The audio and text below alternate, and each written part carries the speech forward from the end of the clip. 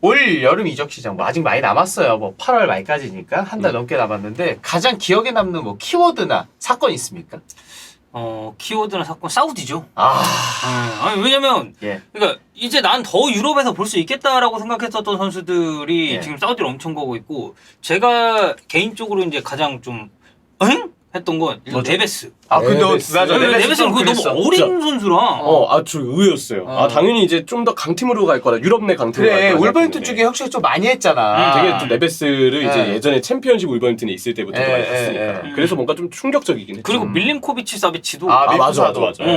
이런 선수들이 사우디로 막 가버리니까 그리고 이제 지에흐 메디컬 탈락. 지금 메디컬 탈락. 네. 아니, 아쉽다. 1월에는 또 그 서류 문제 때문에 파리로도 못 갔는데. 네. 아 맞다. 네. 그랬지. 첼시 팬들 이제 빨리 보냈어야 됐는데. 예. 뭐 이제 그런 선수들이 좀 있지 않았나.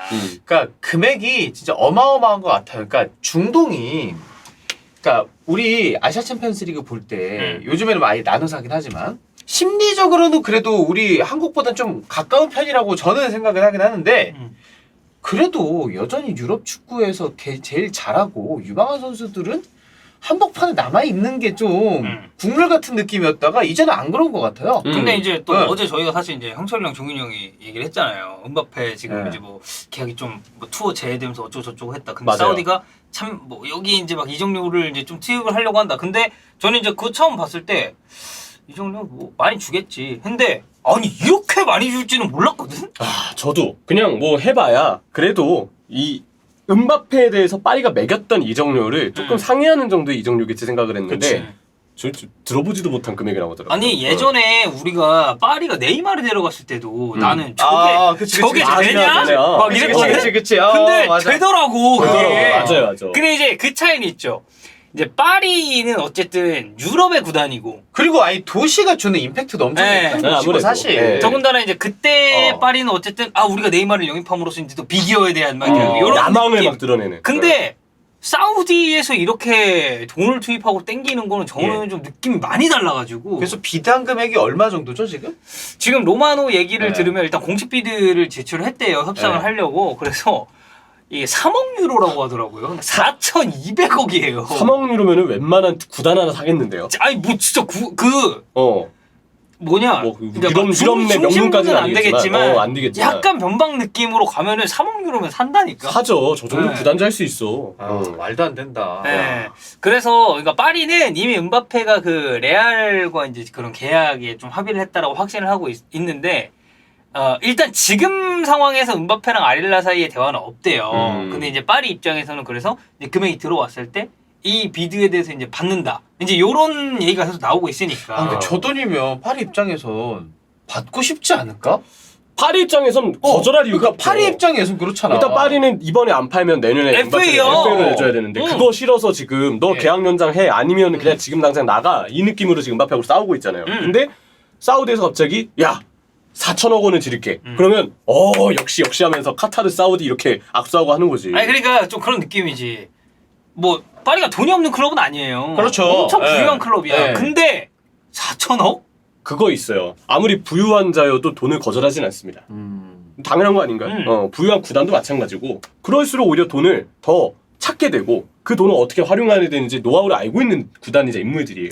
근데 이제 뭐 이적료도 이적료인데 연봉 얘기가 거의 1조의 연봉을 그러니까 준다라고 우리가 나오니까. 얘기하는 그거잖아. 지금 구단끼리는 받고 싶어. 파리 입장에서는 이 금액이면 이거 못 참아. 그런데 제일 중요한 거는 아직 음바페. 아니 이 선수 너무 창창한 선수 아니야. 아직도 너무 어린 선수고 젊은 선수고. 네베스보다 한 살 어리죠. 음바페가. 네. 음바페 98이죠. 98 맞아요. 네, 98년생. 예. 네베스가 97이니까. 근데 네베스 이적 때도 나는 그냥 와 어린 선수가 이렇게 가능했는데 음바페는 어리기도 어린데 스탄데. 차기 출신 아니야. 그리고 차기 축구 황제라고. 네베스 축구 잘해. 대단한 선수야. 볼 때마다 좋은 선수라고 생각해. 근데 냉정하게 음바페랑 비교?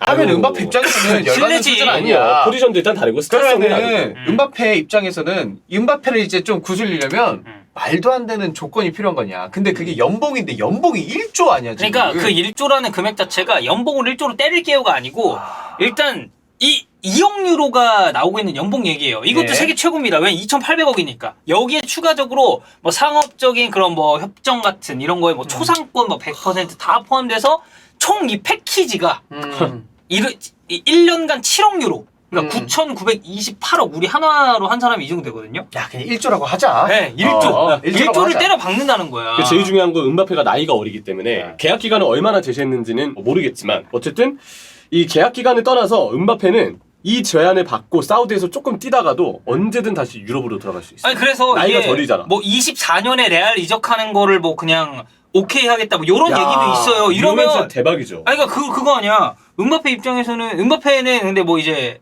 안 간다라는 스탠스긴 해요. 그러니까 뭐 지금 보도에만 우리가 좀 의존할 수밖에 없으니까. 왜냐면 은바페는 항상 그래도 내 어떤 드림 클럽은 레알이야. 음. 항상 차기 행선지를 일단 레알을 무조건 우선시하고 있는 것 같더라. 그래서 은바페가 이제 사우디에서 뛰느니 그냥 뭐 파리에서 그냥 남아가지고 뭐 벤치에 있든 어쨌든 남겠다라는 그런 스탠스긴 한데 이제 구단 입장에서는 어쨌든 이 딜을 받아들이지 않는 이유가 없다라고 생각을 하다 보니까 저런 천문학적인 금액이 네. 왔을 때 이건 파리랑 아릴랄의 문제가 아니라 이제 은바페를 어떻게 아릴랄 이제 좀 설득을 시키느냐 이제 요 느낌이 아닐까. 그리고 무엇보다 이제 사우디 쪽에서 뭔가 제시할 수 있는 조건이 구체적으로 이제 거의 기사를 통해서 드러났기 때문에 이랬을 때는 혹시 은바페 쪽에서도 뭔가 스탠스가 달라지지 않을까? 뭔가 좀 기대를 해볼 만한 타이밍은 맞는 것도 같아요. 아니 이 연봉 1조 그러니까 어쨌든 패키지로 따졌을 때 1조잖아요. 이제 1조가 얼마나 큰 돈이냐면 일단 호날두가 지금 알라스르에서 수령하는 게 2억 달러 정도 됩니다. 네, 이게 한 이것도 사실 2,500억. 큰 돈인데. 이제 은바페랑 약간 비슷한 네. 느낌의 금액이고. 아 이게 그런 것 같아. 이게 되게 현실성 없는 돈 있잖아요. 호날두 저 2,500억도 2억 달러도 말도 안 되는 돈이니까. 내가 연봉이 2,500억이야.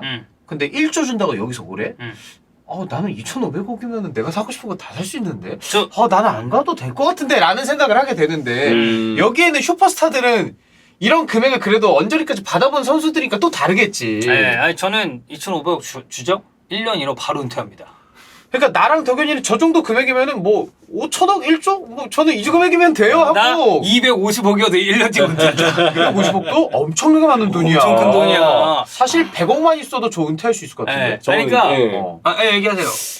쉽지 않을 것 같아요. 생각보다 그렇게 단언할 수 있는 게. 그래요? 250억 받으면 다 될 것 같잖아요. 돈은 돈을 부른다고. 아니, 그건 맞아. 제가 봤던 사람들 거의 대부분은 250억 받고 만족할 것 같다고 본인은 먼저 얘기했지만 받잖아요. 그러면 이제 바로 그 다음에 1,000억 원에 대해서 욕심을 내요. 아니, 그러니까 뭐 이게 보잖아요. 이 금액이 이제 얼마나 큰 금액인지를 보면은 은바페가 초당 한 4만 6천 원 정도 벌거든요. 한 그러면 12만 원 벌었는데 지금. 아 그래 이미 벌었어. 아까 그거 있잖아. 그래. 우리 말하는 동안에 다 갚았습니다 이거. 우리 열심히 입 털고 있는 동안 몇십만 원 버는 그래. 거야. 그리고 이제 분급으로 따지면 280만 원이에요. 280만 원. 1분에 한 거의 한 300만 네. 와. 그러니까 아이폰 이제 곧 있으면 또 15가 15가 나오잖아요. 예. 아이폰 15 이제 잠깐 우리 그 토크하고 얘기하면서 1분 정도 이제 얘기하고 우리 이제 영상 얼마나 찍었지라고 보면 이제 아이폰 신상 구매할 수 있는 거야. 그러면 지나가는 사람들한테 아이폰 한 박스씩 줘도 적자가 아닌 거예요. 그래. 그리고 시급으로 따지면은 1억 6,800만 원입니다.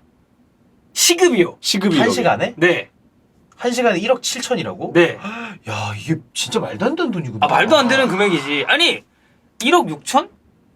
우리가 자동차 따졌을 때 되게 고급 자동차를 뽑을 수 있잖아요. 1억 6천이면. 충분하겠죠. 한 시간 떠들면 이렇게 되는 거야. 한 시간. 좀 현타가 오는데? 자, 누군가는 인생의 단위가 다르네. 그리고 이제 일당이 40억이거든. 40억. 네. 그러니까 뭐 예를 들어서 내가 이제 뭐 마요르카에 가고 싶어. 네. 아니면 저 이제 이비자에 이제 좀 가고 싶은데 호텔 좀 별론데 눈치도 보이고 그냥 별장 하나 사야겠다. 야, 이거 하루 열심히 축구하고 그냥 바로 별장 사는 거야. 이거 내가 영상 찍다가 느꼈거든? 네. 직장인들은 이 영상 보면 안 되겠다. 나 현타 오는데? 우리도 마찬가지 아니에요 지금. 그러니까 그런 거야. 와. 그러니까 중개인을 우리가 만날 거 아니에요. 우리 중개인을 만나서 혹시 저 별장 좀 하려고 하는데 위치 어디가 좋아요? 그러면 예, 저희가요. 막 여기 괜찮고요. 여기 그럼 한번 가보실래요? 도착하잖아? 그러면 이미 별장 살 돈이 만들어지는 거예요. 한남동 반포동 아파트를 별장처럼 사도 되겠다. 저 정도 돈이면. 그리고 이제 주급으로 따지면은 한 280억 정도가 되고 월급이 이제 한 1,200억 정도. 네. 그러니까 이게 조금 더 높긴 해요. 우리가 이제 뭐 월 단위로 이렇게 환산하고 한 게 왜냐면은 이제 다 환산했을 때 이제 12개월로 우리가 따져야 되니까. 근데 대충 추정했을 때 요 정도 금액이다. 라고 이제 생각을 해주시면 될 것 같습니다. 굉장히 많은 기자들이 뭐 의심의 여지 없이 이건 수락할 거다. 그리고 뭐 디에슬레틱에서는 만약에 은바페 이번 여름에 이적 안 하면 시즌 내내 벤치 안 칠 것이다. 뭐 이런 얘기도 있으니까. 맞아요. 뭐 근데 우리끼리는 당연히 저도 똑같이 파리는 무조건 수락이다. 이건 파리 입장에서는 거절할 이유가 없다고 생각하지만 근데 은바페 입장에서 거절할 수도 있을 것 같아요. 그렇지. 왜냐면 너무 대단한 조건은 맞거든요. 근데 우리가 봤을 때는 저 정도면 진짜 아무리 돈에 따라 움직이지 않는다 생각한다 하더라도 그 마음마저도 살 수 있는 금액이라고 보이는데 음바페 본인이 레알에 대한 마음이 진심이라면 이걸 정말 틀고 사우디 내 커리어에 있어서 너무 불안한데 나는 오히려 레알을 통해서도 돈을 벌 수 있기 때문에 레알로 갈 거야. 물론 레알이 제안을 한다는 전제하에 그래서 그걸 기다린다는 입장에서 일부러 거절을 할 수도 있겠다는 생각도 들기는 해요. 네, 그래서 어쨌든 이 탄지도 일단 파리가 아릴라의 그런 서면 제안을 받았고 7월 31일 그러니까 파리가 음바페한테 결정을 내리라고 정해준 기한이래요. 예. 이 기한까지는 기다리고 있다. 라고 하는데 어쨌든 음바페가 레알을 원하고 있는 거 맞습니다. 그래서 파리랑 레알이 이 에이전트를 통해서 거래 속도를 조금 높이면서 이 딜을 성사를 시킬 수 있는데 어쨌든 아릴랄이 여기에 이제 개입이 됐고 파리 입장에서 그 레알 입장에서는 에이전트를 통해서 뭔가를 추진을 하고 싶어도 이게 어쨌든 비드가 들어오고 이걸 받을지 말지는 파리가 일단 우선적으로는 결정을 해야 되니까. 그렇죠. 그래서 지금 이 사가가 이번 여름 이적 시장의 최대 화두로 떠오를 수밖에 없다. 라고 좀 보면 될 것 같아요. 아무래도 음바페 이적에 따라서 파리가 또 다른 공격수를 노릴 수 있고 그러면 공격수 연쇄 이동이 바로 벌어질 수 있거든요. 그치. 왜냐면 이제 파리가 지금 케인에 대한 관심이 생각보다 짙다는 얘기가 또 예. 계속 나오고 있어요. 이게 뭐 음바페 여부와 관계없이 어쨌든 넘버9에 대한 어. 수요는 파리가 있었으니까. 근데 이제 음바페가 만약에 없다 그러면 더더더 그러면 그 공격수 영입에 매진할 가능성이 크기 그치. 때문에 네. 그러면 성사 가능성이 높아질 수 있고 네. 그러면 아무래도 또 다른 공격수들의 연쇄적인 이동이 유럽 전체 리그에서 나올 수 있기 때문에 이번 이적 시장에 나름 뭔가 폭탄을 터뜨리는 데 있어서 뭔가 키워드 스위치가 저는 음바페가 될 수 있겠다고 생각을 모멘도 합니다. 그렇고 여러모로 네. 봤을 때 우리도 열심히 일합시다. 이번 네. 여름 이적 시장은 키워드 사우디다. 사우디다. 아, 네.